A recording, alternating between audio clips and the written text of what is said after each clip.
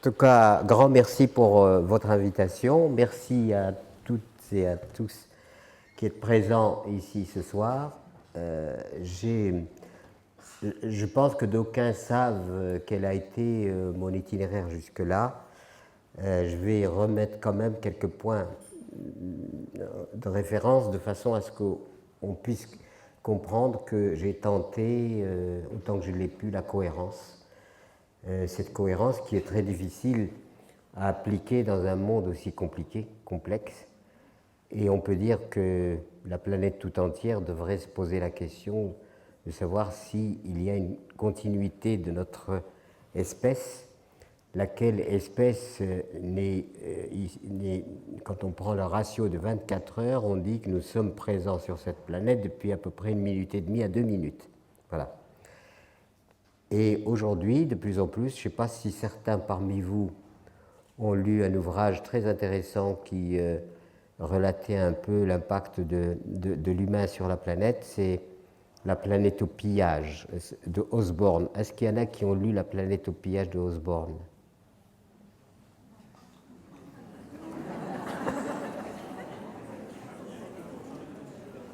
Est-ce qu'il y en a qui ont lu un certain Günther Schwab?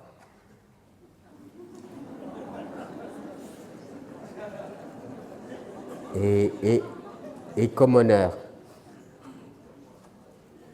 Le printemps silencieux. Oui, quand même, que ça, etc. etc. Tout ça pour dire finalement que nous sommes embarqués dans une histoire dans laquelle que nous ne déterminons de moins en moins. Par le fait, bon, on a aussi rédigé un ouvrage avec Jean-Marie Pelt, avant qu'il nous quitte, et c'était Le monde a-t-il un sens? Et pourquoi avons-nous rédigé ça en coopération et collaboration? Parce que lui, de par ses connaissances en sciences, il a fait une rétrospective sur comment la vie s'est organisée sur Terre. La vie s'est organisée sur Terre parce que tout a coopéré, collaboré. Et quand est arrivé l'être humain, c'est-à-dire une évaluation plus ou moins sur 24 heures, 1 minute et demie à 2 minutes, donc nous sommes présents très très peu, depuis très peu, eh bien on a introduit dans notre mode de vie, dans notre mode d'existence, ce qu'on appelle la dualité. C'est-à-dire tout l'être humain est duel, peut-être parce qu'il a peur, profondément peur, et notre espèce a peur. Et le fait que notre espèce a peur, elle a besoin de se réfugier dans des idéologies, dans des croyances, etc. Et ce qui provoque évidemment des antagonismes de croyances, d'idéologies. Dans la réalité naturelle, c'est-à-dire simplement la survie biologique, on peut parfaitement assumer la survie biologique. Sauf qu'aujourd'hui, nous sommes dans un monde clivé entre 1/5 de la population de la planète qui possède les 4/5 des ressources planétaires. Et c'est la raison pour laquelle il y a je me suis renseigné auprès d'experts, toutes les 7 secondes, à peu près un enfant meurt de faim. J'avais du mal à concevoir ça, et en vérifiant les choses, c'est vrai. Donc comment peut-on imaginer une humanité qui, avant de résoudre les problèmes fondamentaux de sa propre survie et donc de la préservation de la vie et de cette magnifique planète, aboutit finalement à faire de cette planète un champ de bataille permanent, c'est-à-dire les conflits sont permanents, un gisement qu'il faut épuiser jusqu'à le dernier poisson, la dernière baleine, le dernier éléphant, bientôt au dernier arbre, etc., qui est cause de détérioration absolument terrible sur cette planète, et qui donc donne plus d'importance à comment tuer. Il n'y a qu'à voir ce qu'on consacre comme budget aux armements par rapport au budget qui devrait être alloué à l'écologie. Le budget des armements est absolument considérable par rapport à tout le reste. Ce qui fait que quand on prend globalement l'humanité, eh bien on s'aperçoit qu'il n'y a pas d'intelligence. C'est-à-dire que nous avons énormément de compétences, nous sommes capables de faire voler des avions, de faire des miracles technologiques de toutes sortes, mais si des extraterrestres nous étudient, ils ne peuvent quand même pas conclure que nous sommes intelligents, parce qu'on s'y prendrait quand même autrement. Ils doivent se dire, mais qu'est-ce que c'est que ces gens qui ont une planète absolument splendide, paradisiaque, ils en font un enfer. Et ils détruisent la vie à laquelle ils doivent la vie. Et cela, puisqu'on est en agroécologie, va jusqu'à justement même notre propre alimentation, c'est-à-dire ce qui nous permet de survivre, que ce soit l'eau, que ce soit la nourriture, l'air, etc., et tous les composants et les éléments de la vie qui ont été à l'origine de la vie, eh bien nous détruisons, nous polluons, etc. Donc ce qui fait qu'on arrive aujourd'hui à une question, est-ce que nous pouvons continuer de cette façon? Non. Est-ce qu'il y a moyen de faire autrement? Oui. Mais si on veut faire autrement, il faudra renoncer évidemment à un certain principe. Et notamment, vous savez, en 2002, je me suis présenté aux élections présidentielles. Non pas, alors c'était pour moi, on m'a mis la pression, si vous voulez, pour que je me présente aux élections. Et puis, à force d'insomnie, est-ce que j'y vais pas, pourquoi j'irai, etc., ben j'ai fini par dire la seule chose qui peut être intéressante dans cette candidature, c'est pas que Pierre Rabhi devienne président de la France, Dieu m'en garde, mais c'était de dire, est-ce que c'est pas une opportunité pour essayer de réfléchir ensemble sur la condition de l'humanité et sur tout ce qui nous arrive. Sommes-nous dans les bonnes règles de la vie et conformes aux règles de cette vie et nous survivrons, ou est-ce que nous ne sommes pas en conformité avec les lois de la vie, et auquel cas eh ben, nous nous engageons nous-mêmes dans notre propre éradication, puisque les lois de la vie sont des lois extrêmement strictes. Il y a eu des extinctions d'espèces de toutes sortes, sauf que l'humain contribue à l'extinction de lui-même. Alors on est parti dans le protocole, vous savez, aller chercher les signatures. Il fallait en passer par là. On s'y est mis trop tard, un peu tard. Et puis dans mon imagination, je me suis dit, si nous arrivons à trouver 3 signatures d'élus en état d'ébriété, ça sera pas mal. Et puis finalement, on est allé courageusement au Caïdo pour chercher les signatures. Et notre étonnement, ça a été qu'on a presque collecté 200 signatures, ce à quoi je ne m'attendais absolument pas. Et ces 200 signatures, c'était sur un programme qui était totalement paradoxal. C'est-à-dire pourquoi le féminin est subordonné au masculin sur toute la planète, en vertu de quoi le féminin doit être subordonné au masculin. Et on voit la subordination des femmes sur tout l'ensemble de la planète. Pourquoi il n'y a pas cet équilibre féminin-masculin? Deuxièmement, peu importe l'ordre, pourquoi éduquons-nous les enfants dans la compétitivité au lieu de leur apprendre la coopération? D'abord, ils seraient moins angoissés d'être... on met en route l'obsession de l'échec, et en mettant cette obsession de l'échec, on angoisse l'enfant et on rentre dans un système où on doit se dominer, les uns doivent dominer les autres, donc la domination comme principe d'existence ensemble. Évidemment, l'agriculture écologique, bien sûr. Il y a toute l'histoire, évidemment, concernant la finance, l'argent. Est-ce que l'argent n'est pas simplement un moyen de troc, disons, rationalisé? Est-ce que l'argent doit devenir quelque chose qu'on doit accumuler indéfiniment en spoliant les autres et en accumulant beaucoup trop ce qui est nécessaire? Est-ce qu'on ne déséquilibre pas le tout? Et puis souvent, dans ces histoires-là, très souvent on dit, mais on n'est pas quand même dans la loi de la jungle. C'est la loi de la jungle. Mais non, ce n'est pas du tout la loi de la jungle. C'est la loi du profit indéfini qui amène finalement à accumuler de plus en plus. et pour se sécuriser, parce qu'à l'origine, je ne vois pas pourquoi. Alors souvent on dit la loi de la jungle, mais je dis aux gens, mais écoutez, non, c'est pas vrai, parce que dans la jungle, quand un lion mange une antilope, ben, le pauvre vieux, il a bien besoin de manger, il faut bien qu'il mange. Mais il n'a pas de banque d'antilopes, ni d'entrepôt d'antilopes pour vendre aux copains. C'est là la différence. C'est-à-dire que la vie se donne à la vie. Voilà.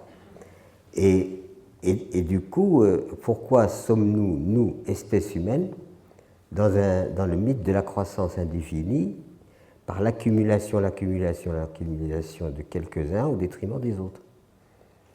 Pourquoi sommes-nous comme ça? Pourquoi est-ce que, au lieu de percevoir la planète comme une oasis magnifique qu'elle est, au milieu d'un immense désert astral et sidéral dont on connaît, même Einstein disait, on ne sait pas, on n'en connaît pas les limites, et il disait par contre, peut-être que l'univers a des limites, mais l'imbécilité humaine n'en a certainement pas. Donc, et on rentre dans le processus d'une espèce qui est venue en retard et qui a complètement bouleversé les règles et les lois de la vie. Et donc, du coup, c'était... Moi, ça m'avait évoqué donc une espèce de poème. Vous savez que j'aime beaucoup aller vers la poétique parce que je trouve qu'on peut exprimer beaucoup de choses par la poétique, c'est-à-dire mettre de l'esthétique dans le langage. Et j'avais imaginé la planète Terre se préparant depuis des milliards d'années. Elle se fait belle. Certes, elle passe par des cris, des éruptions volcaniques, des tremblements de terre, etc., etc. Et elle finit par devenir magnifique. Une fois qu'elle est magnifique, elle se dit à quoi ça sert? Si je suis magnifique, mais s'il n'y a personne pour admirer, à quoi ça sert? Et elle recrée l'être humain. Et la pauvre, je crois qu'elle s'est gourée complètement. Ça rappelle l'histoire de Gorbatchev, une histoire qui disait que notre planète a été visitée par une planète de l'espace. Elle vient, elle se rapproche, et l'autre planète considère la planète Terre et lui dit « Mais ma pauvre, tu es complètement mal foutu, qu'est-ce qui t'arrive? Tes forêts sont détruites, tu vas très très mal. » Et la planète Terre qui aurait dit « Ne m'en parle pas, j'ai attrapé l'humanité. » Et l'autre lui dit « Ah, ce n'est que ça. Je l'ai attrapé, je m'en suis guéri et tout va bien. » Donc je ne suis pas là pour plomber votre morale. Je suis là pour dire simplement, j'utilise tous les moyens pour essayer de faire comprendre aujourd'hui de plus en plus que nous ne pouvons pas ne pas respecter la vie et se porter bien sur la planète. Si on ne respecte pas la vie à laquelle nous devons la vie, eh bien, on se met en difficulté.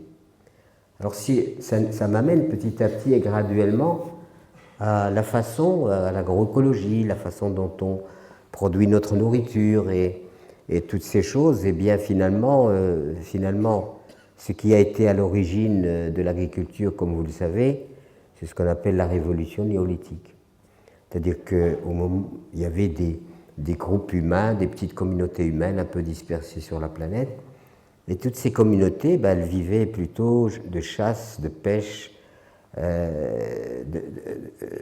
chasse et de pêche d'une façon générale, chasseurs, pêcheurs, et troisième terme, je ne me rappelle plus. Hein? Cueilleurs, exact. Cueilleurs, chasseurs, pêcheurs, merci. Comme je suis un peu fatigué, ça se bloque dans ma tête un peu. Voilà. Et de là, ces êtres humains, on ne sait pas par quel processus et par quel miracle, ont appris qu'ils pouvaient participer eux-mêmes à la production de leur propre nourriture en passant une convention avec les lois de la vie, avec les règles de la vie. Donc, c'est la révolution néolithique, l'être humain devient paysan, agriculteur. Il enfouit des graines, ça pousse, il récolte, il enfouit les graines, ça pousse, il récolte, et ça amène le grenier, le stockage. À partir du moment où il y a le stockage, ça instaure une sécurité. J'ai à manger De toute façon, je suis assuré demain d'avoir mon repas, après-demain, selon le stock dont je dispose, je suis tranquille. Et ça, cette libération a participé, justement, c'est pour ça qu'on appelle culture, elle a participé à une libération de l'esprit. Je ne suis pas dans l'obsession de la survie biologique, donc je peux aller vers la culture, vers la réflexion, vers la philosophie, vers le questionnement sur la vie, vers toutes ces choses-là qui vont ouvrir un champ de spéculation très important à l'être humain et de plus en plus, ça va être un être humain penseur qui est disponible pour penser parce qu'il est en sécurité alimentaire et que par conséquent, c'est comme ça que les cultures se sont instaurées et qu'on a aujourd'hui les vestiges très très lointains de civilisations qui ont existé bien auparavant et dont nous avons hérité évidemment les savoirs et les savoir-faire, les connaissances qui ont été établies justement parce qu'on avait instauré la sécurité alimentaire. Seulement ça a été pour le bien et le moins bien. Jamais Jules César n'aurait été allé embêter tout le monde pour conquérir des terres si le casse-croûte ne suivait pas. C'est-à-dire le stockage à la fois produit une sécurité alimentaire, demain j'ai à manger, je suis tranquille, donc je peux spéculer, je peux penser, etc. Et ça peut être aussi, j'ai du stock, donc je peux aller embêter les autres. Et à partir de là, s'amorce une aventure extraordinaire qui fait que l'agriculture se perfectionne de plus en plus, on cultive de mieux en mieux, et ce qui a suivi aussi, c'est que le potentiel, par exemple, de semences n'a cessé de s'amplifier. Et il s'est amplifié dans une espèce de mutualisation directe ou indirecte, et même à l'occasion d'expéditions guerrières, etc. On ramenait des graines qu'on ne connaissait pas. On sait très bien que quand il y a eu les croisades, les croisés sont revenus avec des graines qui n'étaient pas connues de leur biotope. Quand on a découvert l'Amérique, on a découvert des choses comme le maïs et bien d'autres choses. Et donc, on peut dire que globalement, l'humanité, en mutualisant et en rassemblant toutes ces espèces diverses sur la planète, s'est créé un potentiel extraordinaire de survie, avec même l'adaptation de telle graine à tel endroit, etc., etc. Et c'est comme ça que, petit à petit, et graduellement, eh bien, l'être humain a constitué et assuré de plus en plus sa sécurité alimentaire. Et cette sécurité alimentaire, j'ajoute aussi évidemment la domestication des animaux, bien entendu, auxquels on a demandé leur instinct, leur force, leur chair, leur lait, on leur a demandé beaucoup pour survivre, et puis les choses se sont déroulées. Alors l'histoire n'a pas été pour autant apaisée, puisque quand on évoque l'histoire, moi quand j'étais écolier, ce qui était d'abord il y avait plusieurs choses. Je suis né dans le sud de l'Algérie, dans un milieu désertique, et quand j'allais à l'école, j'apprenais que mes ancêtres étaient des Gaulois. Il n'y a qu'à me regarder pour savoir, du genre grand aux yeux bleus, blonds, enfin. Et ça voulait dire quoi? Ça veut dire qu'il y avait une espèce d'endoctrinement d'une monoculture. Mais cette monoculture, elle a sévi d'abord en Europe, parce qu'on a nié. L'Europe était constituée de petites communautés qui avaient leur façon de s'habiller, leur tradition, leur langue, etc. Et il y a eu uniformisation, christianisme pour tout le monde, et puis la civilisation moderne qui a émergé avec tous les miracles qu'elle a produits par la technologie. La technologie, elle est rentrée dans une ère totalement différente, c'est-à-dire que jusque-là, on était dans le cheval animal et on est passé au cheval vapeur, avec une espèce d'accélération et une modification de l'espace-temps.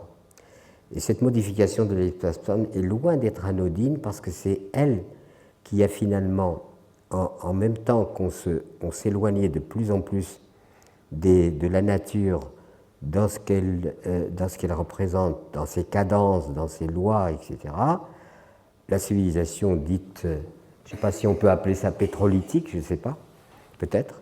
Peut-être qu'il faut inventer le mot pétrolitique. Voilà. Et à partir de là, ben, on rentre dans un paradigme qui est le paradigme des miracles technologiques qui permettent de voler dans les airs, qui permettent tout ce que nous pouvons produire, ce micro, enfin, etc.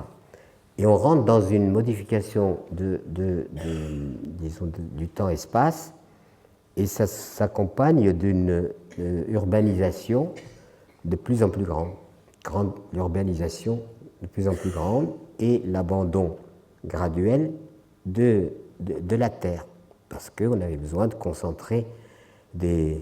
Vous savez, les paysans, ils ont d'abord... J'ai toujours mal au cœur avec l'histoire paysanne, parce qu'ils ont servi de chair à canon. 14-18, ça a été une hécatombe, littéralement, sous des prétextes que je ne peux pas admettre. Je ne peux pas admettre qu'on détruise des millions, que des millions d'individus s'entre-détruisent pour aucune idéologie. Rien ne peut justifier que des êtres humains se détruisent entre eux pour des croyants, des idéologies, etc. Donc je reste très ferme là-dessus. Ensuite, cette paysannerie a servi évidemment au décollage de l'industrie, etc., etc. Et donc du coup, on est passé dans ce paradigme où finalement la terre, où l'homme de la terre s'est trouvé même méprisé. C'est-à-dire que c'est celui qui, le cutéreux, le pauvre type qui reste à la campagne parce qu'il ne peut faire que ça. D'ailleurs, il y avait comme ça des proverbes, on en sait toujours assez pour faire un paysan. Donc le mépris du paysan est rentré en quelque sorte dans l'idéologie comme celui qui est attardé et qui est dans l'incapacité de se mettre à jour de la modernité. Et la modernité, elle est évidemment fondée sur les miracles technologiques, sur toutes les prouesses technologiques, la Terre devenant l'élément un peu archaïque qui n'a pas de valeur en fait réelle. Et nous voilà devant donc une urbanisation à outrance qui fait que la Terre est de plus en plus abandonnée, méprisée, et du coup, eh bien, on rentre dans la pétrochimie internationale saisit les choses, et puis petit à petit, on convertit le paysan en exploitant agricole. Et la pétrochimie qui instaure un agronome prescripteur d'engrais, pesticides, etc., et un médecin prescripteur de médicaments des laboratoires pharmaceutiques. C'est-à-dire que je ne suis pas en train de dénigrer ni les médecins ni les agriculteurs, je suis simplement en train de voir ce qui a en fait modifié la perception générale et l'organisation générale. Donc mépris du paysan, archaïque, tout ce qui n'est pas dans la sphère de la modernité active, productive, etc., et archaïque, et ainsi le bouleversement. La Terre s'en est trouvée elle-même méprisée. Alors la pétrochimie internationale essaye d'avoir des profits importants et on instaure l'agriculture chimique, c'est-à-dire où il faut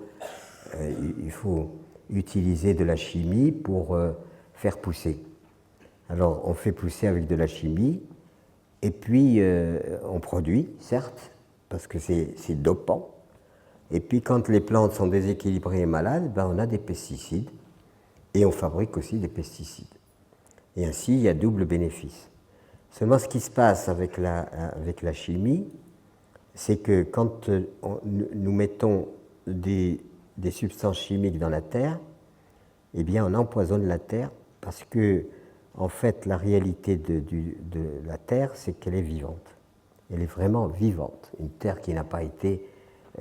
toute la terre, la sphère terrestre et toutes les terres qui ont permis à l'humanité de survivre étaient une terre vivante. Et on avait peu de moyens à travers l'histoire de l'abîmer, Et quand on arrive à notre époque, on abîme la Terre. C'est-à-dire qu'on introduit dans la Terre des substances chimiques. Au lieu de prendre en compte le fait que la Terre étant vivante, il faut la maintenir à tout prix vivante, eh bien, on va chercher des substances, NPK, etc., qu'on met dans la Terre. Et ces substances ont un inconvénient, c'est qu'en fait, ces substances sont solubles. Et quand la plante pousse dans le sol, ces substances forcent la plante parce que, par leur solubilité, la plante les absorbe, obligatoirement les absorbe.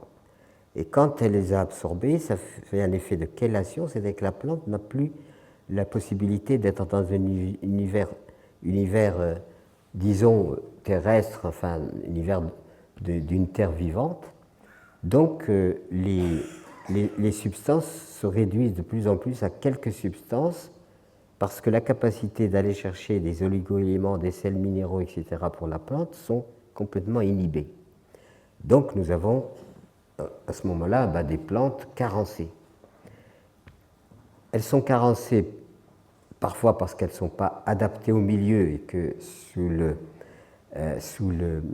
avec la nécessité de sélectionner ce qui pousse le mieux, etc., parce qu'on n'est pas simplement dans nourrir les êtres humains, se nourrir, mais aussi dans tout ce qui peut être production industrielle de toute nature. Donc il faut obtenir une efficacité dans la production.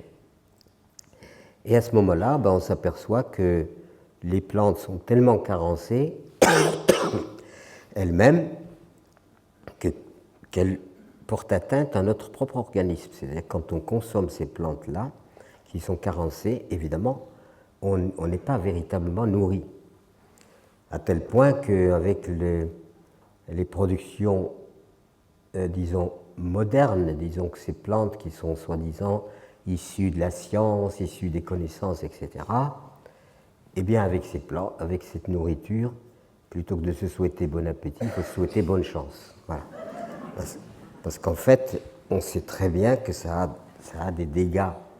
Notre propre organisme, évidemment, se trouve déconcerté par des plantes carencées, et ces plantes carencées ont évidemment un effet sur l'organisme humain, et il n'est pas exclu que les pathologies et la multiplication d'un certain nombre de pathologies, y compris le cancer et d'autres, soient dues au fait que la nourriture étant déséquilibrée, ne permet pas à l'organisme d'avoir les éléments nécessaires pour être lui-même équilibré, et donc résister aux pathologies qui peuvent l'affecter. C'est une question qui est absolument fondamentale, et moi je suis toujours étonné de voir que même quand on fait de la spéculation médicale et autres, on ne prend jamais en compte, j'ai rarement vu des gens dire, thérapeutes et autres, et Dieu sait que j'ai beaucoup d'amis médecins, etc., qui prennent en compte le fait que la nourriture doit être produite sur des terres vivantes et pas sur des terres mortes.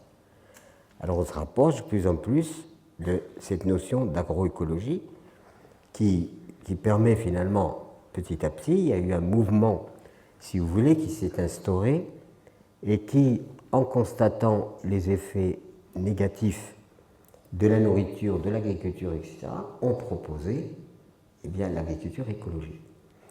Et l'agriculture écologique est inspirée de plus en plus des lois de la vie, c'est-à-dire quand dans la vie, vous savez, la nature, elle s'est maintenue vivante, elle n'avait pas besoin de nous. On n'était pas là pour les forêts amazoniennes, pour quoi que ce soit. L'être humain n'a rien entretenu du tout, c'est tout. Il est arrivé sur Terre et d'ailleurs, il y a un accaparement qui est totalement, à mon avis, illicite, c'est-à-dire qu'on a de l'argent, on achète le bien commun. Alors que moi, j'aurais souhaité que le bien commun soit considéré comme le bien non seulement des générations actuelles, mais des générations futures. Et je ne vois pas pourquoi, parce qu'on a de l'argent, on peut confisquer à l'humanité un bien qui est légitime. Et là, il y aurait des règlements et des lois à mettre en place pour qu'une minorité argentée ne puisse pas confisquer au genre humain ce qui lui revient. Et si on continue dans cette logique absurde, on pourrait imaginer quelques milliardaires qui achètent la planète et puis on serait des locataires. Alors qu'en fait, il aurait fallu, dès le départ, au plan international, considérer la planète comme recelant un bien qui est commun et qui ne peut pas être spolié ou, disons, capitalisé ou privatisé. Alors je suis peut-être excessif pour certains, mais je suis convaincu qu'il aurait vraiment fallu faire comme ça et non pas laisser libre cours, voilà, parce que j'ai de l'argent, je peux acheter. Et du coup, on rentre dans un système qui est le système de spoliation, et l'agriculture, qui a été inspirée par la pétrochimie internationale pour faire des grands profits, eh bien, est le deuxième facteur, l'un des facteurs très importants de la destruction de ce patrimoine. Donc on est là, et la réponse en agroécologie s'inspire de plus en plus de la terre, de ce qui se passe dans la nature. Qu'est-ce qui se passe dans la nature? Dans la nature, elle a pu perdurer parce que dans le principe de rien ne se crée, rien ne se perd, tout se transforme. C'est ça le principe fondamental de la vie. C'est cela. Eh bien, si vous prenez par exemple un système forestier, qu'est-ce qui se passe? L'arbre pousse, grandit, l'automne arrive et les feuilles tombent. Les feuilles tombent, d'abord, l'automne, c'est très souvent dans un éclat extraordinaire. Ce qui est frappant, c'est la beauté finalement. Même l'automne est très beau, il y a une espèce de coloration. C'est comme si ça s'achevait sur une fête extraordinaire, magnifique, colorée. Donc la feuille tombe au sol, elle rentre dans un processus de transformation, et ce processus de transformation l'amène à quoi? Amène l'humus. Et l'humus, vous savez, c'est cette matière noirâtre, brunâtre, qui sent bon. Et bien, ce qui a été vivant se transforme et redonne la vie, et refait rebondir la vie. Et c'est l'un des facteurs très importants qui a inspiré l'agriculture écologique, c'est que nous prenons des déchets, comme je le fais moi depuis des décennies, les déchets de mes chèvres, des déchets de ferme, les déchets, eh bien, on prend tous ces déchets et on les met en fermentation, dirigée. Ça s'appelle le compostage. Alors, on composte les matières organiques dont on dispose, on les fait. C'est pas les faire pourrir, c'est amener à une décomposition en imitation et qui s'inspire de ce qui se passe dans la nature elle-même. Les déchets, on les met ensemble, on les humecte, on met certaines substances pour activer, et puis on fait fermenter, on fait des retournements, c'est-à-dire qu'on introduit de plus en plus d'oxygène dans la masse qui est en fermentation.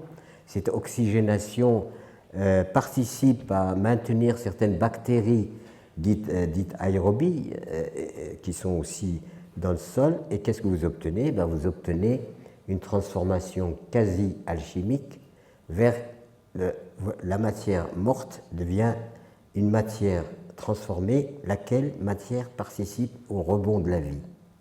Je ne sais pas si je me fais comprendre. Voilà. Vous comprenez? Ça va? C'est clair. Parce que, comme je suis un peu fatigué, je me dis peut-être que... Donc voilà ce que c'est que... Alors l'agriculture biologique, ça c'est l'agriculture biologique. Seulement, je me suis trouvé confronté tout au long de mon itinéraire, évidemment, on a acheté une ferme. Alors figurez-vous moi je suis du désert, vous avez peut-être compris, je suis allé vivre à Paris parce que j'ai quitté l'Algérie qui était en effervescence. À Paris, je suis allé un peu dans une aventure pour essayer de survivre. Et puis quand j'ai cherché du travail, et puis pour m'installer à Paris, et quand on m'a demandé quelles étaient mes compétences, malheureusement je n'en avais pas beaucoup. Voilà, je savais ce que je savais faire, c'est une dissertation sur Socrate que j'aime bien, Mais ça ne semblait pas du tout intéresser mon employeur. Donc il fallait, parce que je m'étais intéressé beaucoup aux philosophes, en partant de mon propre questionnement, moi, personnellement, en me disant où est-ce que je suis de double culture, c'est compliqué pour moi, je ne comprends rien. Étant petit, j'étais dans le monde musulman, où on me disait il ne faut surtout pas manger de cochon, ni boire de vin, etc.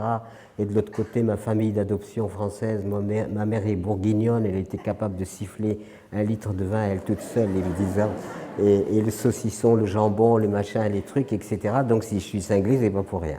Voilà.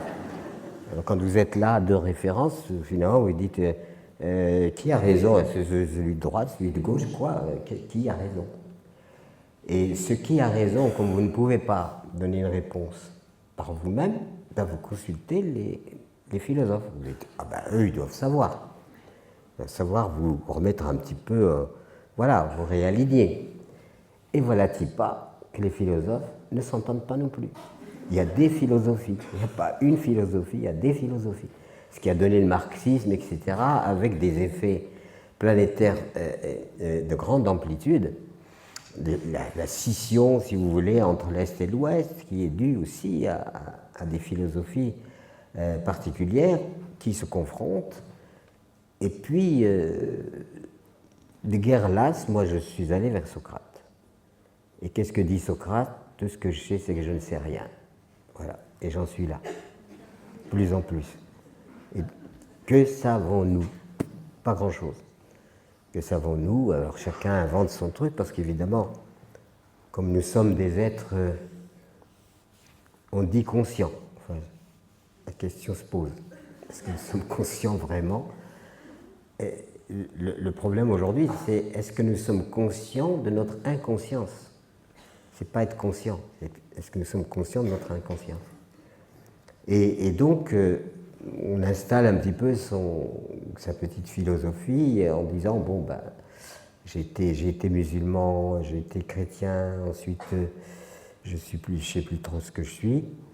Et du coup, voilà, vous essayez quand même de donner un substrat ou un support à votre existence, de façon à ce qu'il y ait quand même un minimum de cohérence, et que vous ne soyez pas interpellé à droite à gauche et incohérent dans votre propre vie. Et donc se sont installées les choses de cette façon. Et quand alors j'ai travaillé à la banque, à Oran, vous savez, mes chiffres étaient toujours faux, parce que je n'étais pas fait pour ça, du tout. Et puis, j'ai donc appris ce qu'était la gestion de l'argent, plus ou moins, etc. Et puis, quand j'arrive à Paris, on me dit « Qu'est-ce que vous savez faire ?» Ben, finalement, je ne savais pas faire grand-chose. Donc, je suis devenu ce qu'on appelle un OS, c'est-à-dire ouvrier spécialisé. Et on vous appelle ouvrier spécialisé, même si vous n'êtes spécialisé en rien. Alors, c'était pour ne pas nous vexer qu'on nous appelait ouvrier spécialisé. Alors, j'ai connu, disons, le monde de l'entreprise, de l'interne. Et c'est là que j'ai commencé à naître en moi le fait, est-ce que nous ne sommes pas dans un monde clos, dans lequel l'être humain est confiné pour gagner sa croûte et finalement incarcéré toute sa vie. Voilà. Et alors, quand j'ai essayé de voir quel était l'itinéraire d'un être humain dans la modernité, ben à tort ou à raison, et je vous supplie de ne pas me suivre si ce n'est pas votre chose, hein. Je ne suis pas là c'est simplement pour dire voilà pourquoi. Alors, l'idéologie dit, mais vous allez voir, la civilisation moderne va libérer l'être humain. La liberté, où est la liberté? Alors, quand vous preniez l'itinéraire d'un être humain dans la modernité, je ne vois pas encore on était libéré. À tort ou à raison, je ne voyais pas.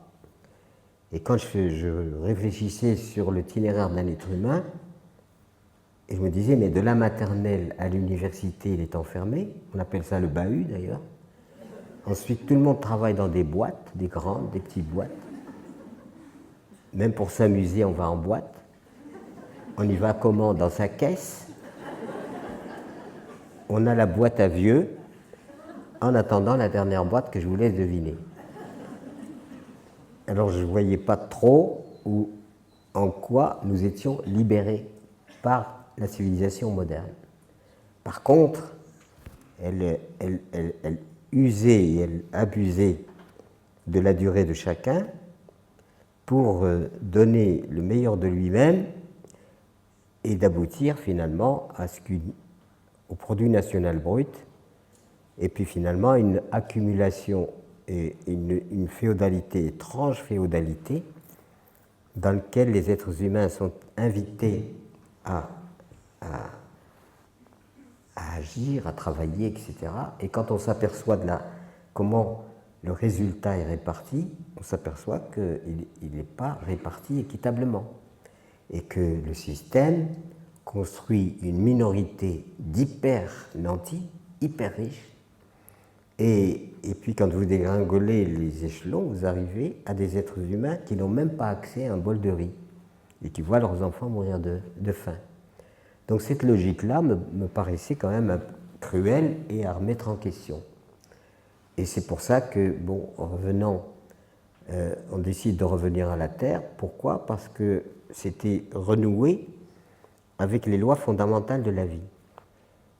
Et en même temps, comme je ne connaissais rien à l'agriculture et que qu'on voulait avec Michel nous installer, il m'a fallu devenir ouvrier agricole pour recevoir les attestations de mes patrons, pour pouvoir présenter un dossier au Crédit Agricole avec un petit diplôme qu'on appelait le BAA, le brevet d'apprentissage agricole, et les 3 années d'attestation de mes patrons. Je pouvais représenter mon dossier au Crédit Agricole pour contracter un emprunt. Alors c'était une époque, 61, où il y avait un exode rural énorme, c'est-à-dire que beaucoup de gens s'en allaient, c'était le grand miracle, les 30 glorieuses, etc. Et donc il y avait une grande désertification des campagnes, avec pas mal de fermes disponibles. Et puis, on finit par trouver la ferme où nous voulions nous installer. Seulement, manque de peau, j'ai bien été obligé de dire à l'agence du Crédit Agricole, en faisant la description du lieu où nous voulions nous installer, qu'il y avait très peu d'eau, pas d'électricité, évidemment pas de téléphone, le chemin pas du tout praticable en temps de pluie, et alors des cailloux, alors plein de rocs. C'était l'éperlement, plein de cailloux. Et quand j'ai bien été obligé de faire cette description, et le préposé au Crédit Agricole me dit « Monsieur Rabi, on ne peut pas vous prêter parce qu'on ne peut pas vous aider à vous suicider. » Et alors il me sort un listing, vous voyez, une ferme dans la vallée de l'Ironne disponible, 40 hectares, irrigation, matériel, etc., tout ce qu'il faut. Et la liste était longue de fermes disponibles.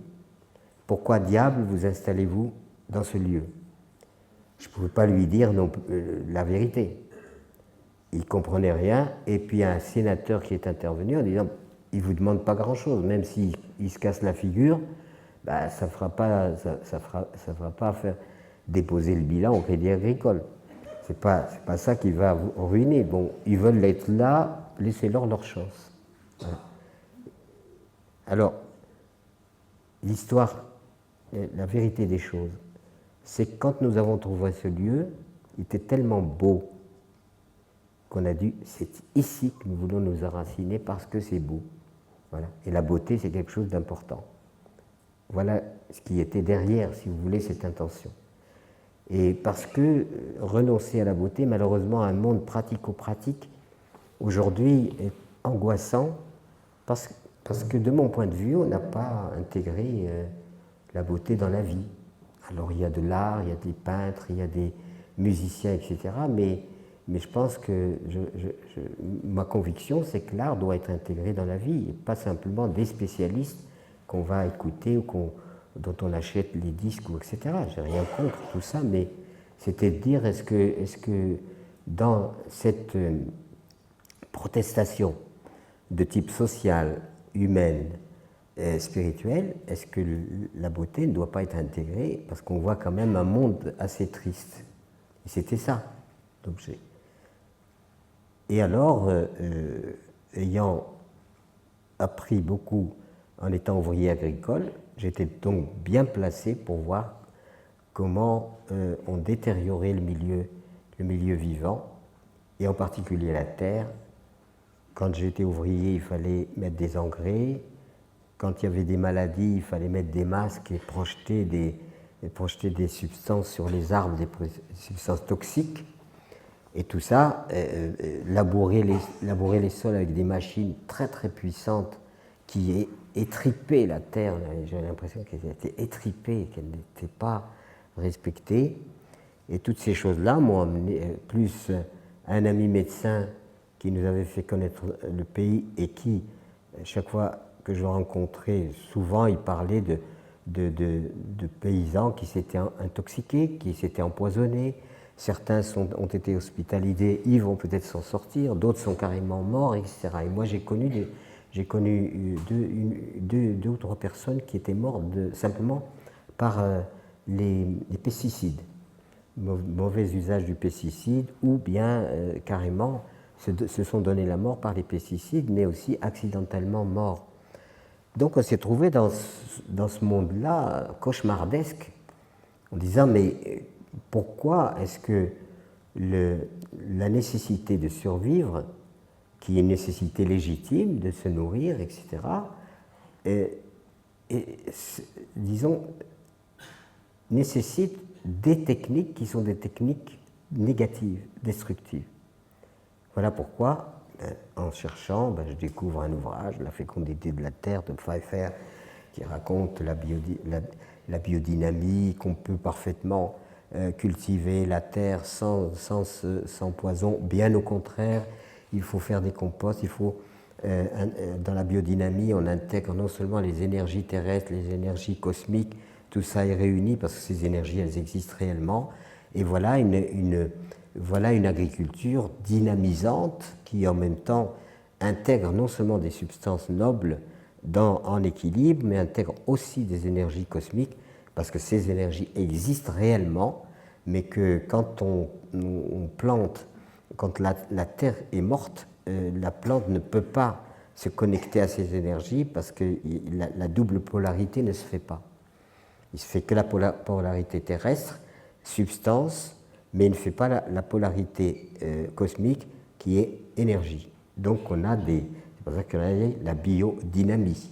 C'est parmi les procédés culturaux qui intègrent tous les facteurs dynamisants de façon à ce que celui qui se nourrit, j'aime pas du tout ce terme consommateur, je déteste ça, celui qui se nourrit de ces substances ennoblies, nobles, eh bien il rentre dans le processus de la vie et il n'est pas exclu du processus de la vie. Voilà pourquoi on est allé vers là. Alors ensuite, l'agriculture donc biodynamique, biologique, etc., je l'ai appliquée. Et quand je me suis trouvé à aller intervenir dans les pays du Sud, je suis passé par une association, il y a une association qui s'appelait le CRIAD, le Centre de Relations Internationales entre Agriculteurs pour le Développement. Et puis je me suis trouvé au Sahel, je fais un peu court, dans des communautés sahéliennes qui avaient été elles-mêmes malmenées et qui ont fait pas mal de dégâts aussi. Malmenées parce que les paysans qui cultivaient pour se nourrir, eh bien, ont été sollicités pour cultiver, pour exporter. On les a mobilisés à produire du coton, certains pays, le café, le cacao, enfin tous les pays, mais en l'occurrence, là où nous étions, c'est plutôt le coton et les arachides. Et voilà des paysans qui, en fait, assumaient leur survie, se trouvent engagés dans le système international de la finance. Ces paysans, donc mobilisés, on leur dit il faut cultiver, maintenant il faut cultiver pour l'exportation, mais tu seras beaucoup plus efficace si tu utilises des engrais, des pesticides et des semences sélectionnées de la coopérative. Le paysan dit, moi je n'ai pas un seul centime. Vous savez, dans des villages comme ceux dans lesquels j'ai travaillé, que ce soit là ou même dans d'autres continents, eh bien, si vous demandez un village de 100 personnes, vous demandez à chacun d'amener ses économies. Si vous collectez 300 €, c'est énorme. Eh bien, vous dites, mais 100 personnes ne peuvent pas vivre avec 300 €. Et si, ils vivent parce qu'ils vont droit directement à l'activité de survie. Et c'est cette activité de survie qui fait qu'ils arrivent à se nourrir. Ils sont habiles de leurs mains, ils construisent leur maison, elle est ce qu'elle est. Les femmes savent tisser, etc. Et donc, ça crée des communautés autonomes et qui sont totalement autosuffisantes sur tous les plans. Et bien, ces gens-là, on les a précipités dans la misère en leur demandant de cultiver pour l'exportation. Et en disant, ben, vous pouvez utiliser une substance qui est formidable, donc c'est les engrais. Le paysan dit, moi je n'ai pas de quoi acheter des engrais. Il dit, c'est pas grave, on t'avance les engrais, tu récoltes, et à charge, quand tu as récolté, d'amener la récolte à la coopérative, laquelle te rémunère, te donne ce qui te revient, déduction faite des avances qu'on t'a fait sur les engrais, les pesticides et les semences sélectionnées. Et voilà les paysans précipités dans le malheur. C'est-à-dire que jamais ils n'arrivent à corriger, alors que le temps qu'ils passaient à se nourrir le passe à produire et rentre dans le système mondial de l'offre et de la demande, de la finance, etc. Et c'est comme ça qu'on les a beaucoup ruinés. Et ils n'ont pas été, alors du coup, ces villageois, à moitié appauvris, presque ruinés, eh bien, incitent leurs enfants à partir vers les villes. Les villes grossissent et les villages maigrissent. Les villes grossissent, donc il faut fournir aux villes et la nourriture et un certain nombre de choses, et en particulier le combustible, parce qu'il n'y a pas de gaz, il n'y a pas de... Eh bien, c'est une accélération extraordinaire de la déforestation. Il faut fournir, alors qu'avant, les villages entretenaient leurs végétaux, ils géraient leur combustible d'une façon intelligente, même s'ils ont beaucoup désertifié. Eh bien, le fait de l'urbanisation fait qu'il faut fournir du bois de plus en plus volumineux aux villes, et du coup, voilà le paysan qui déboise et engloutit des forêts entières dans les villes. Ça, c'est la première chose. Deuxièmement, il dit, mais puisque les villes, il y a suffisamment de monde, pour le berger, ben, il augmente son troupeau. Et en augmentant son troupeau, il augmente évidemment la capacité des troupeaux à détruire le milieu, parce que les animaux contribuent à la désertification. Et puis, il utilise le feu à tort et à travers, et voilà un désastre que le paysan lui-même rentre dans un désastre qu'il produit lui-même à cause justement de cette nouvelle donne, de cette nouvelle logique. Et qu'est-ce qui se passe? Eh bien, vous avez le réchauffement, c'est-à-dire le rayonnement solaire, au lieu d'être absorbé par une surface sombre, la surface étant claire, c'est-à-dire déboisée, etc., et bien vous avez une réfraction de la chaleur qui monte dans l'atmosphère. Dans l'atmosphère, elle réchauffe l'atmosphère, et voilà qu'il n'y a pas de condensation, donc les pluies se raréfient. Et quand les pluies reviennent, elles sont en général très violentes, elles tombent très très violemment, et plutôt que de s'infiltrer pour recharger les nappes phréatiques en déshérence, eh bien, l'eau qui tombe du ciel devient dangereuse pour les sols parce qu'elle provoque l'érosion des sols et le départ des sols. Vous voyez le processus? Ça vous paraît clair? Oui? Voilà. Et donc, c'est pour cela que un jour, je rencontre Je suis en train de travailler au Burkina justement au transfert de l'agriculture écologique parce que je considérais que c'était vraiment la solution pour les pays, à la fois pour tout le monde, mais en particulier pour les pays du Sud. Je fais la connaissance d'une compagnie aérienne qui s'appelait Point Mulhouse, qui avait créé un campement au nord du pays. Et c'était une compagnie aérienne qui voulait désenclaver le pays et en même temps créer donc un lieu dans lequel les gens venaient. C'était des billets, des prix défiant toute concurrence. Donc il y a un flux de touristes qui vont vers le pays, en particulier le Burkina. Et à ce moment-là, il faut les loger. Donc le Point a créé des structures sous la formule de campement hôtelier, dans lesquelles, quand les gens viennent visiter le pays, parce que c'est à des prix vraiment très accessibles, et bien ils vont aller dans ces campements hôteliers. Seulement le problème, c'est que les gens qui arrivent dans ces campements hôteliers se comportent comme Club Med. Ils ont une nourriture abondante au milieu d'une population qui crève de faim. Donc grand scandale, et c'est pour ça qu'on me demande de m'associer, et je dis, mais il faut que ce que produit la structure hôtelière, eh bien d'abord on met les repas sont des repas non pas à la carte, mais on mange ce qu'il y a pour être dans la tonalité du pays. Et puis, comme le Point ne demande pas de retour financier, eh bien, ça va nous permettre de former les paysans. Et on ajoute donc à la structure d'accueil une structure où l'on forme les paysans.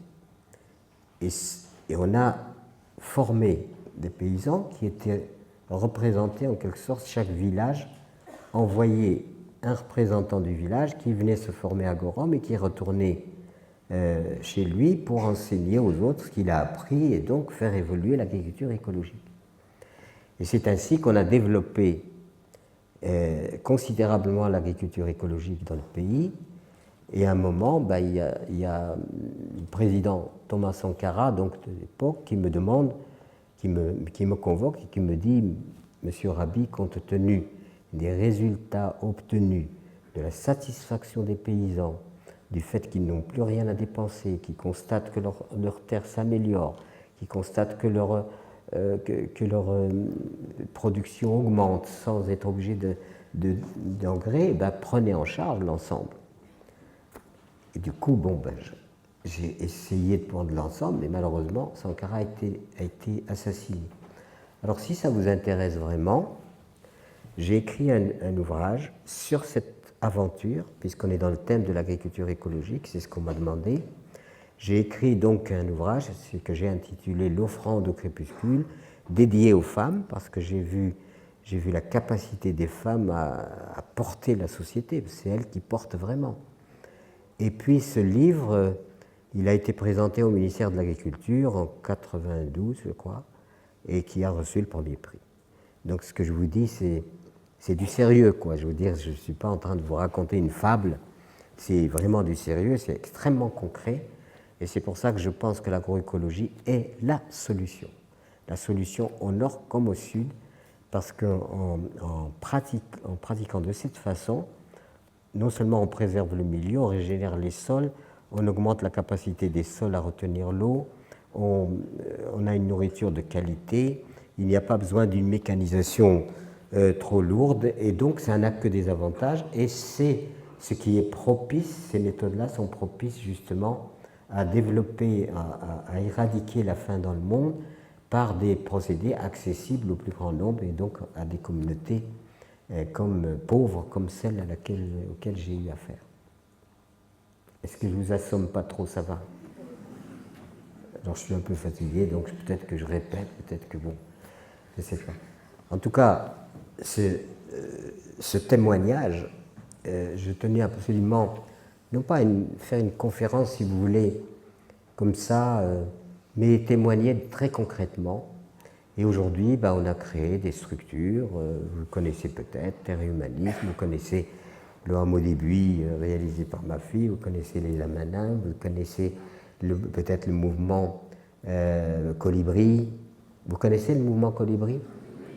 Voilà, Vous savez, une fable amérindienne qui dit qu'un jour, il y a eu un incendie de forêt, les animaux étaient atterrés, découragés. Le petit colibri, ce petit oiseau très gracieux avec un long bec, va prendre quelques gouttes d'eau, je ne sais pas où, dans la rivière, dans une mare, et les jette sur le feu, et il s'active.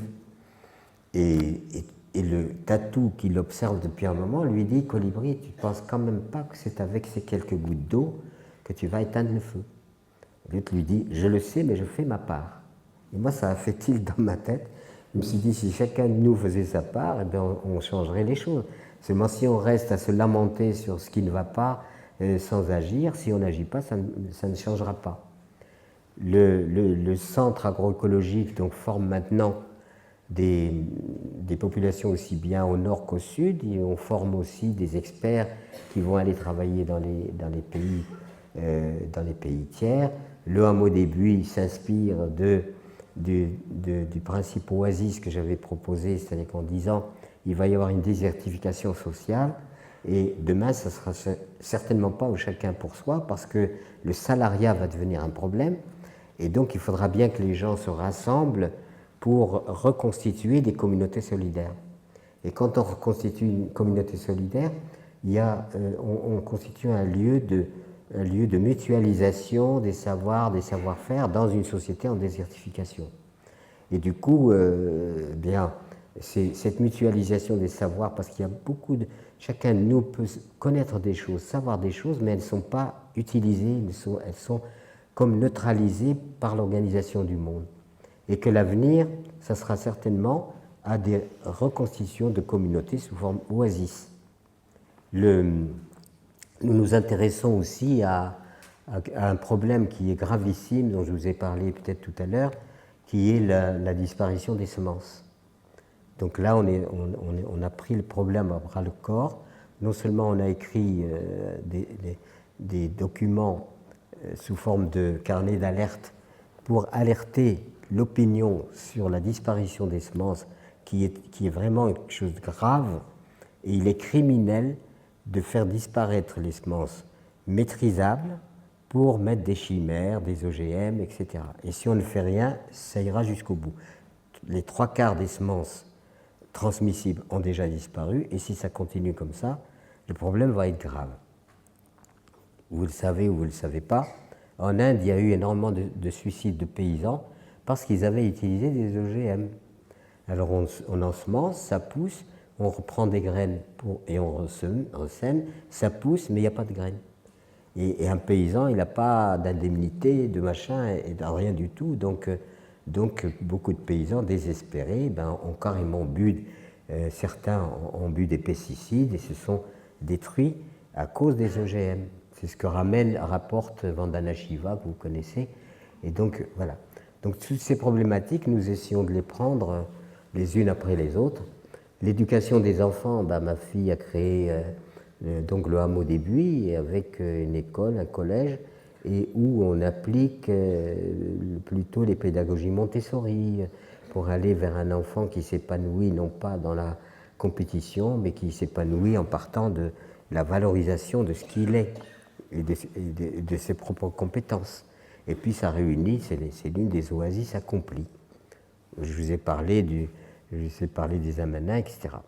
Et donc ce que je veux dire par là, c'est que la conjoncture est telle qu'on ne peut absolument pas se contenter d'analyser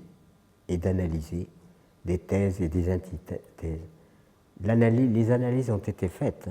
Maintenant, on sait que le déroulement de l'histoire est en train de se complexifier et que demain, plus on avance, moins on sait de quoi demain sera fait.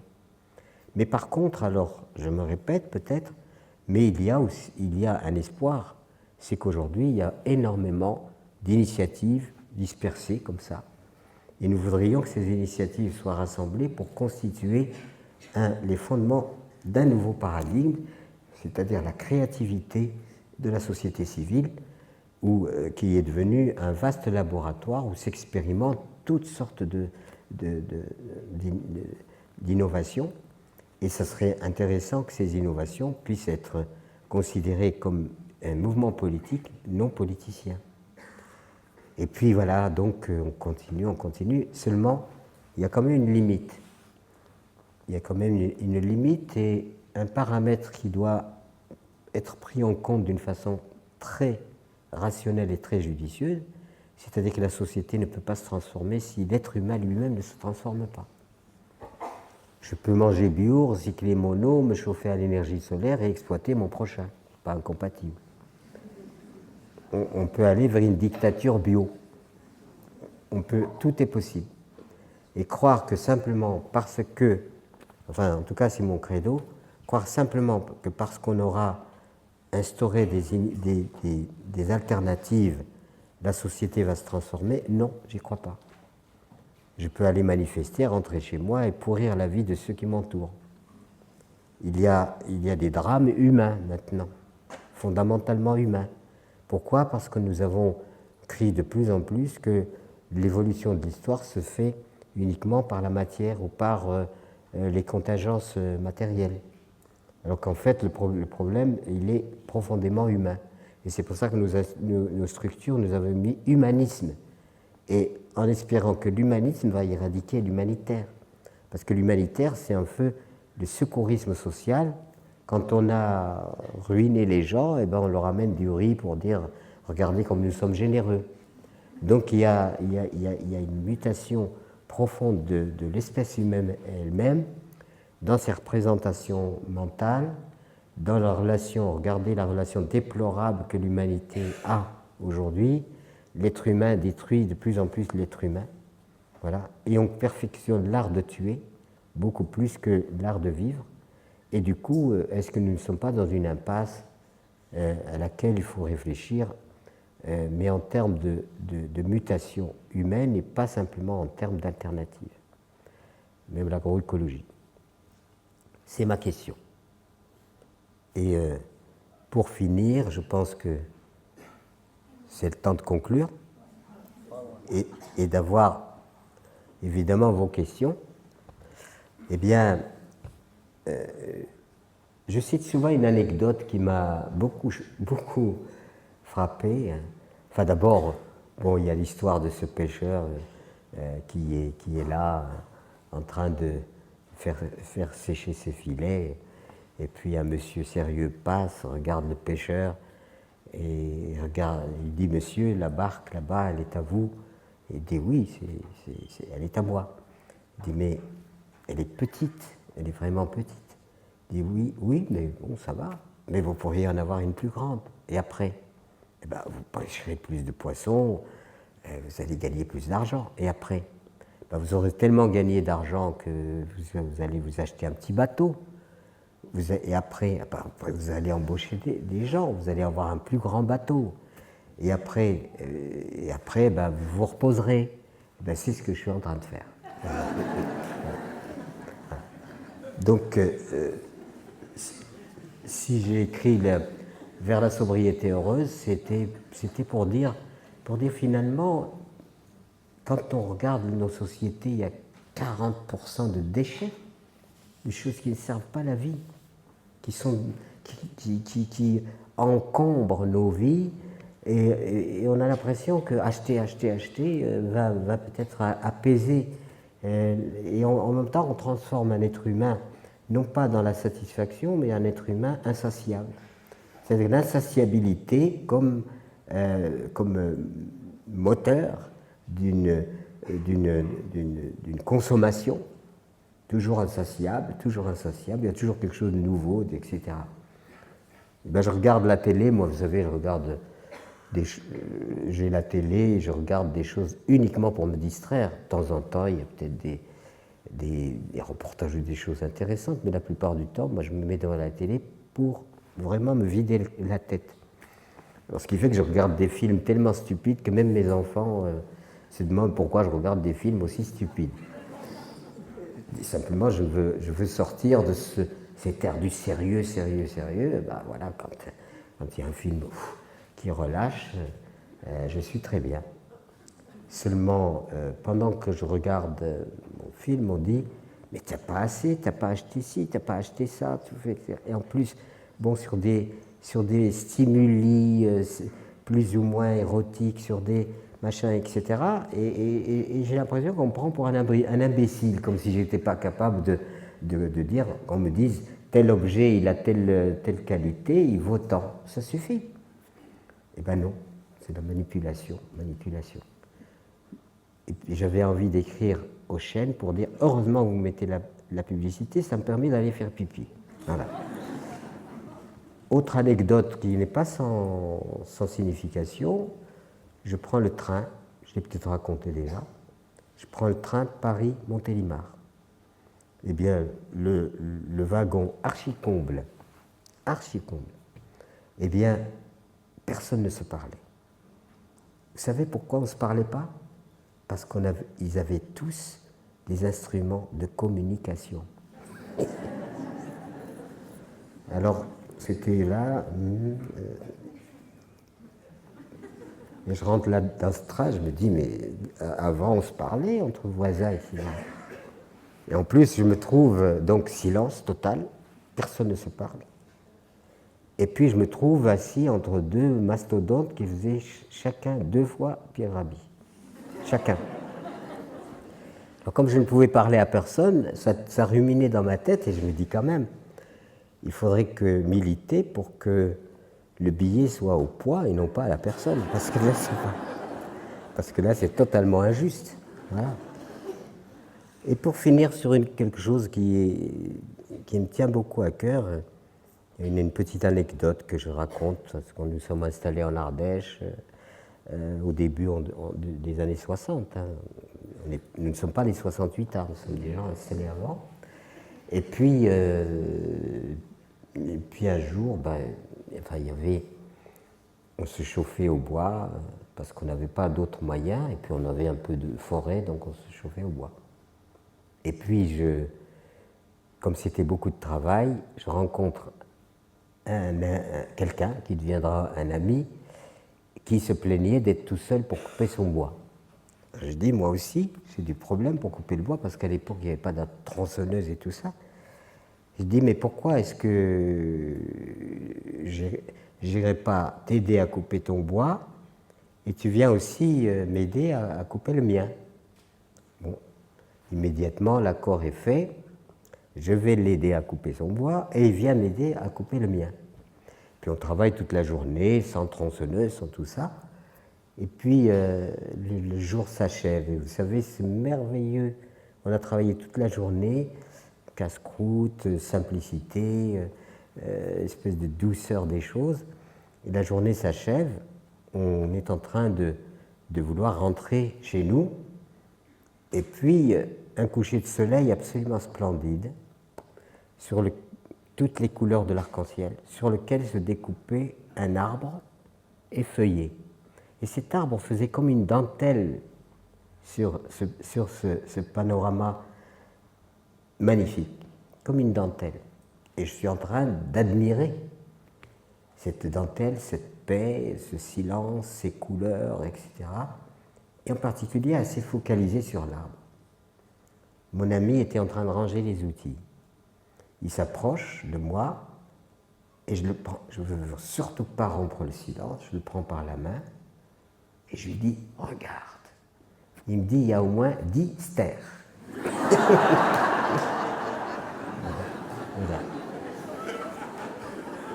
Je passe, ça se passe de commentaires. Et bien finalement, c'est plein de vérité parce que nous ne savons plus regarder la beauté de la vie. Et nous sommes loin, de plus en plus loin, il n'y a pas besoin de commentaires, ça parle suffisamment pour dire que si nous ne mettons pas de la beauté dans la vie, je crois, à quoi bon, quoi? Je veux dire, il faut quand même qu'on soit joyeux de vivre, et puis il faut beaucoup d'amour parce que c'est l'énergie la plus forte qui soit, parce que c'est notre véritable vocation, c'est celle-là, et ce n'est pas le produit national brut. Voilà. Merci beaucoup.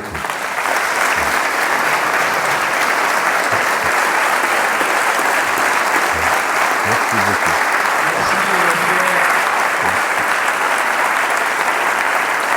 Merci Pierre, je suis content de votre invité.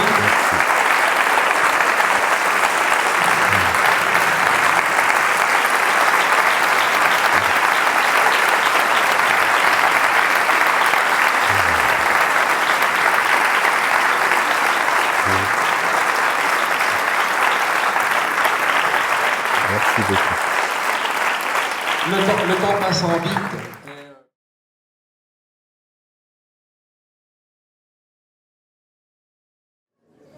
Non, je crois que le premier acte qu'il faut, c'est d'abord d'être plus modéré dans nos consommations. C'est la première chose.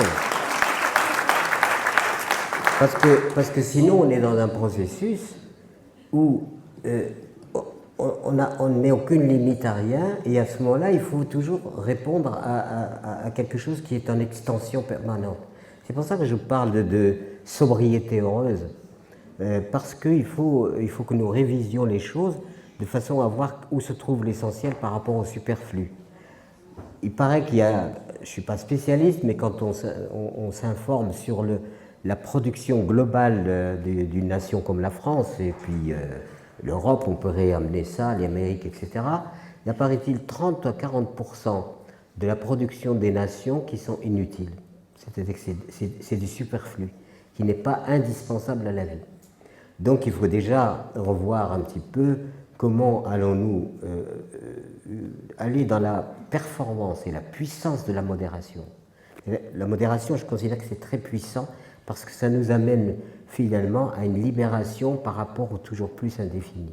Soit on reste dans ce toujours plus, toujours plus, toujours plus, soit on dit ben non, stop, à partir du moment où on a ce qu'il faut d'essentiel, je ne suis pas contre un peu de superflu, mais quand le superflu prend une telle extension, on se rend compte qu'il y a énormément de matière, de travail, d'énergie humaine, etc., qui sont investis dans des choses qui ne sont pas nécessaires à la vie.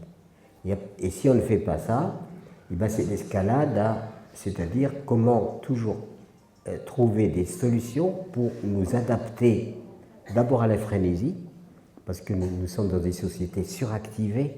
Il y a un abruti qui a dit que le temps était de l'argent, et à partir de ce moment-là, ben voilà, le temps étant de l'argent, ben voilà, on est complètement pris dans ce mouvement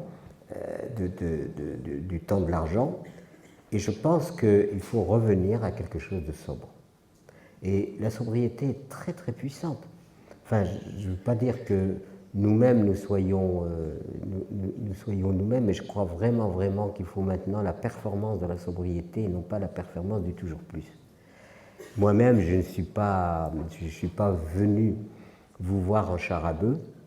J'ai bien pris une voiture, on a dépensé des trucs, c'est-à-dire que je ne m'abstrais pas de trucs. Mais on essaye quand même de dire, voilà, il y a quand même des limites à tout ça. Et si on ne met pas de limites, et si on est toujours dans l'avidité programmée, qui s'accompagne d'une insatisfaction et une insatiabilité programmée. On est là, il faut être là, puis, etc. Donc du coup, la société dans l'abondance n'est pas heureuse. Il n'y a pas de bonheur dans cette société d'abondance. Donc pourquoi? Parce que les choses perdent aussi leur valeur.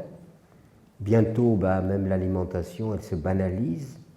On mange un peu n'importe quoi, on se remplit, on fait le plein de nourriture, au lieu de valoriser tout cela et de revenir à une société qui a de l'élégance et où l'on reconnaît la beauté de ce qui nous est offert et la valeur de ce qui nous est offert par la vie en limitant le superflu. Mais si on ne limite pas le superflu et qu'on est toujours dans l'insatiabilité donc programmée, eh bien, il n'y aura jamais aucun seuil qui va nous permettre finalement de retrouver la joie d'exister. C'est mon point de vue, vous n'êtes pas obligé de l'adopter. Enfin, en tout cas, ce que j'ai essayé d'appliquer nous-mêmes dans notre démarche, il y a 55 ans, c'était partir sur est-ce que nous pouvons arriver là où nous voulons par la simplicité et par la puissance de la simplicité.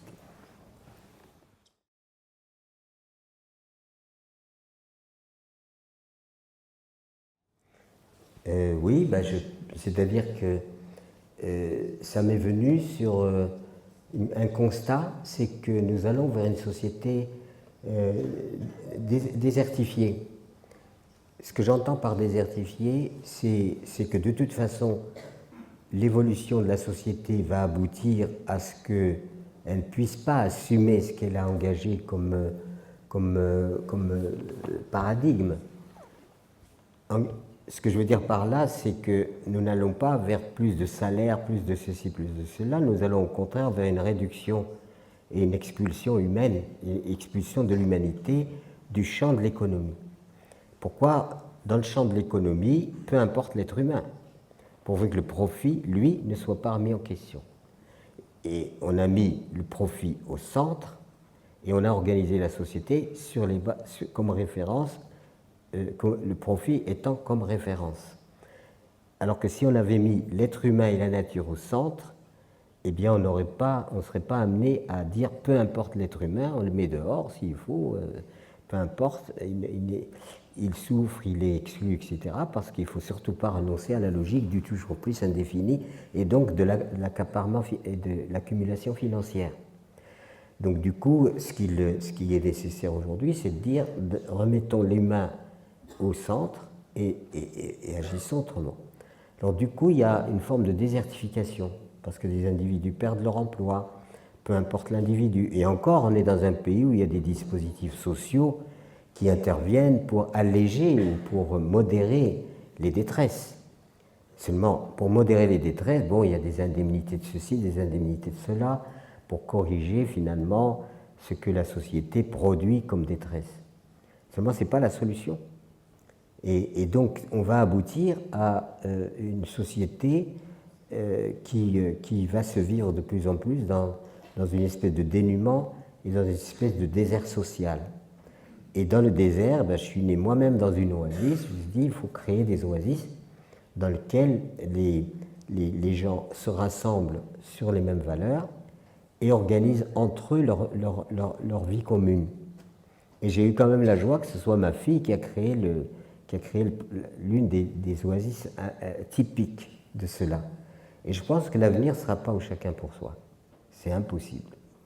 À partir du moment où on aura atteint un seuil de chômage tellement élevé, et je pense qu'à un certain moment, on ne pourra plus l'assumer, parce que la machine produit du chômage, et du coup, on essaye de pallier à ce chômage, mais comment voulez-vous, même d'une façon très basique, soutenir tant d'exclus dans une société avec des richesses que la société ne peut pas produire?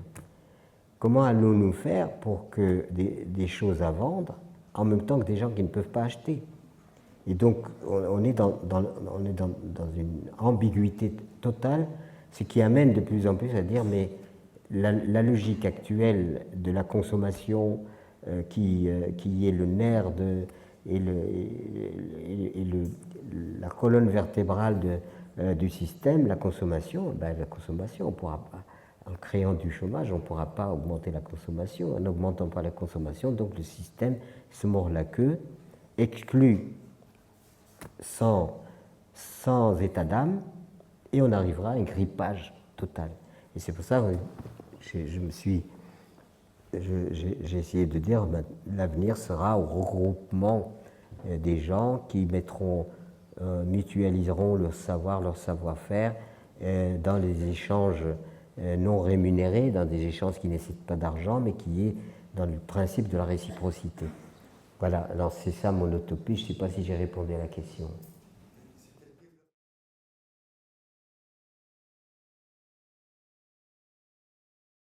Ça se développe bien. J'ai pas des statistiques précises, mais en tout cas, souvent une idée, quand elle arrive, il faut le temps de maturation. Et aujourd'hui, les gens reconnaissent que l'avenir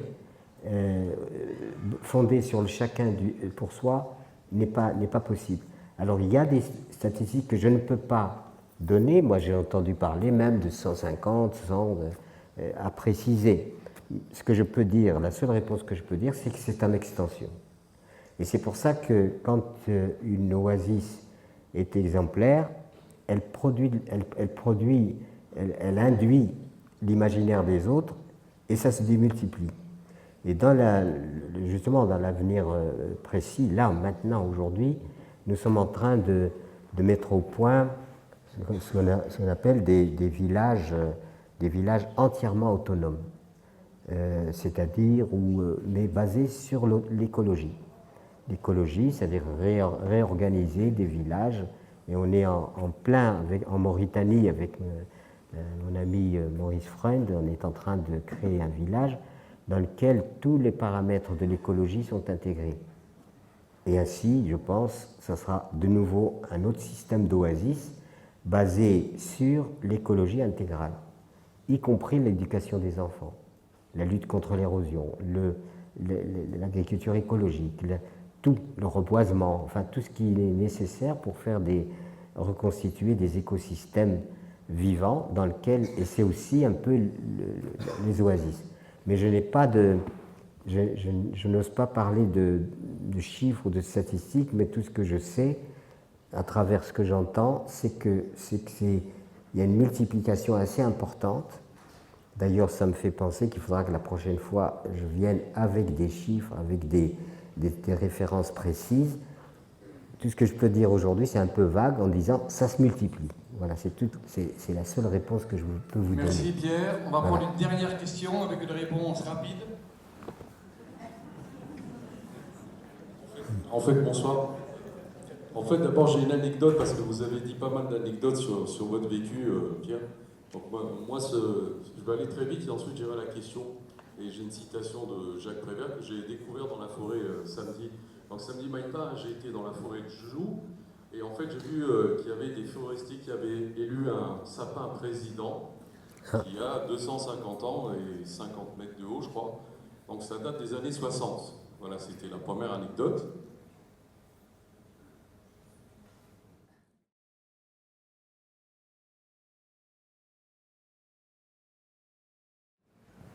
Voilà ma question. Moi, je doute qu'on soit devenu intelligent. Je pense. Non, je doute complètement. Je doute complètement. On a voulu faire les malins avec la modernité technico-scientifico-rationnelle, etc., etc. Et finalement, ce que l'on constate aujourd'hui, c'est qu'en fait, la société va mal. Nous avons développé beaucoup d'aptitudes, mais ces aptitudes ne nous aident pas à créer un monde viable et vivable et disons, aimable.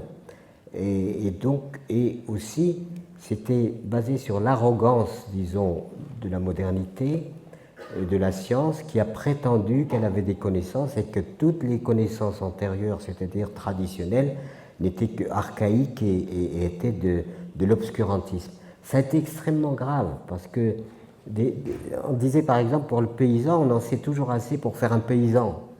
Ben non, moi je peux vous assurer que quand j'ai commencé à faire mon retour à la terre, heureusement que je suis allé chez des vrais paysans.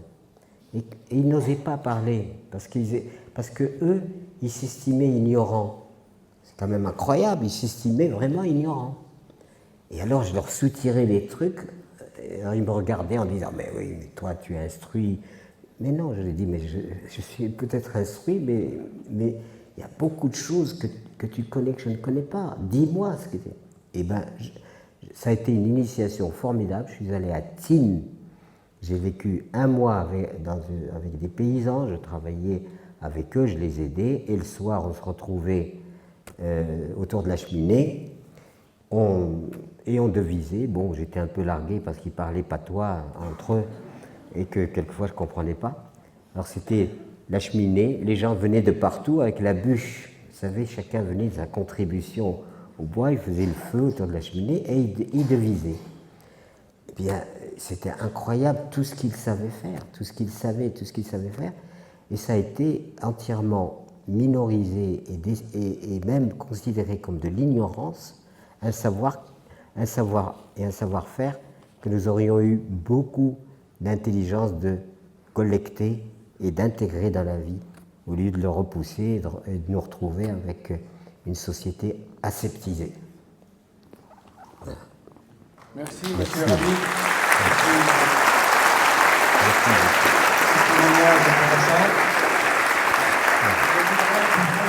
Merci.